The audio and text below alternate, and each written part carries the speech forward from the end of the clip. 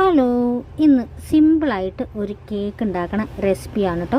അതിനായിട്ട് ഒരു മുട്ട പൊട്ടിച്ചൊഴിക്കുക, അത് നന്നായി ഒന്ന് ബീറ്റ് ചെയ്തെടുക്കുക. ആ ബീറ്റ് ചെയ്തെടുത്തിലേക്ക് നമുക്ക് കുറച്ച് വാനില എസൻസും ചേർത്ത് നന്നായി ഇളക്കി കൊടുക്കുക. ഇനി ഇതിലേക്ക് നന്നായി പൊടിച്ച് വെച്ചിരിക്കുന്ന പഞ്ചസാരയും കൂടി ചേർത്ത് കൊടുത്ത് നന്നായി ഇളക്കി യോജിപ്പിക്കുക. കൂടാതെ ഇതിലേക്ക് 1/2 ഗ്ലാസ് സൺഫ്ലവർ ഓയിലും കൂടി ചേർത്ത് കൊടുത്തതിന് ശേഷം നന്നായി ഇളക്കിയെടുക്കുക.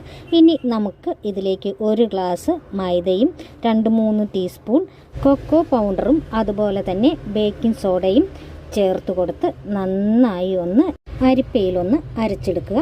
ഇനി നമുക്ക് ഈ മുട്ടയിലെ മിശ്രിതത്തിലേക്ക് ഇട്ട് കൊടുത്ത് കുറച്ചിയായിട്ട് ഇളക്കി ഒന്ന് ഇതുപോലെ ബാറ്റർ കിട്ടാൻ പാകത്തിന് എടുക്കുക. ഇനി ഒരു കേക്ക് ടിൻ എടുക്കുക, അതിലേക്ക് അല്പം ബട്ടറോടം ചേർത്ത് കൊടുത്ത് ബട്ടറോ അതോ നെയ്യോ ഒന്ന് കേക്ക് ടിന്നിൽ ഒന്ന് പുരട്ടി കൊടുത്താൽ മതി. അതിനുശേഷം നമ്മൾ കലക്കി വെച്ചിരിക്കുന്ന ആ കൂട്ട് ഈ കേക്ക് ടിന്നിലേക്ക് ഒഴിച്ചു കൊടുത്ത് ഞാനിവിടെ ഒരു കുക്കറിൽ നന്നായി ഒന്ന് ചൂടാവാൻ വെച്ചിട്ടുണ്ട്.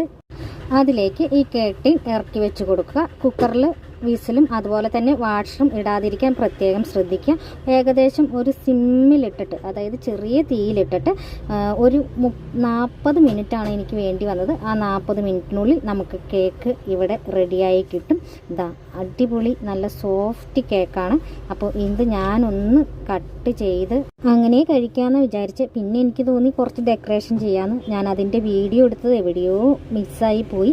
ഇത് പ്രത്യേകിച്ചൊന്നുമില്ല, കേക്ക് 2ആയിട്ട് കട്ട് ചെയ്ത് അതിലേക്ക് കുറച്ച് ഷുഗർ സിറപ്പ് ഒഴിച്ചതിന് ശേഷം നമുക്ക് കുറച്ച് പാലിൽ നമ്മുടെ കസ്കാർഡ് പൗഡർ ഒന്ന് മിക്സ് ചെയ്ത് കുറുക്കിയെടുത്തത് ഞാൻ ഇതിനകത്തേക്ക് തേച്ച് പിടിപ്പിച്ചതാണ്. അതിൻ്റെ ഒപ്പം തന്നെ ഞാൻ കട്ട് ചെയ്തെടുത്തതിൻ്റെ ആ പൊടി വന്നത് ചെറിയ ബൗൾസായിട്ട് ഉരുട്ടി ഇതിൻ്റെ മുകളിൽ ഓരോന്നൊരു ഡെക്കറേഷന് വേണ്ടി ചെയ്ത് കൊടുത്തതാണ്. പിന്നെ വൈറ്റ് ഡയറി മിൽക്കും കൂടെ ഒന്ന് ചിരണ്ടി അതിൻ്റെ മുകളിലേക്ക് ചേർത്ത് കൊടുത്തു. അപ്പോൾ ഇത്രയുള്ള വീഡിയോ.